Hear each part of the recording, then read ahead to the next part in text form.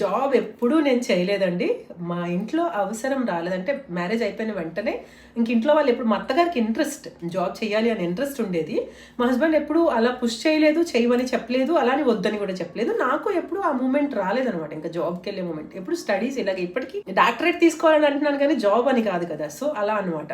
అందుకని ఆ ఇంట్రెస్ట్ ఎప్పుడు లేదు. తర్వాత ఈ బ్యూటీ ప్రొఫెషన్ అన్నాను కదా, నేనైతే వైజాగ్లోనే బ్యూటీ కోర్స్ నేర్చుకున్నాను. సో అందులో బాగా కొంచెం మంచిగానే ఇంట్రెస్ట్ ఏ వర్క్ చేసినా అండి. మా ఇంట్లో కూడా మా ఫ్యామిలీ చెప్తూ ఉంటారు, నువ్వేం పని చెయ్యవు, పని చేస్తే మాత్రం చాలా డెడికేటెడ్గా చేస్తావు, చుట్టూ ఉన్న వాళ్ళు కూడా అంతే చేయాలని కోరుకుంటావు అని చెప్పి. నాకు అంత ఇష్టం అనమాట. ఏదైనా ఒక పని చేస్తే డెడికేటెడ్గా చేస్తాను, క్లీన్గా చేస్తాను. నాకు బాగా ఇష్టమైన పని ఏంటంటే ఇల్లు నీట్గా ఆర్గనైజ్ చేసుకోవడం.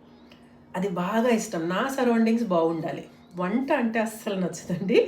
హానెస్ట్లీ స్పీకింగ్ నాకైతే వంట నచ్చదు. వంట చేస్తాను, మా వాళ్ళు అదే అంటారు, నువ్వు వన్స్ ఒక రసం పెట్టినా ఏం చేసినా చాలా బాగా చేస్తావు అని చెప్పి.